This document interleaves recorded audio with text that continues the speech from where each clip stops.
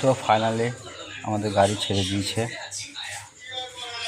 এখান থেকে আমরা চলে যাচ্ছি নতুন জায়গায়। এখানে কাজ শেষ।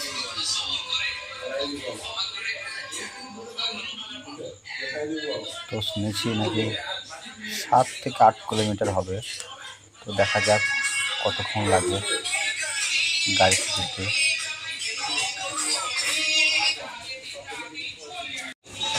তো দেখাবো নতুন সাইটটা কেমন হয় বা কেমন জায়গা।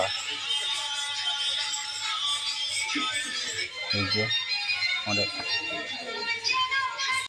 তো গাইস ফাইনালি চলে এসেছি আমাদের নতুন সাইটে। এই যে দেখে তো মনে হচ্ছে স্কুল, আর এই যে আমাদের নতুন সাইট।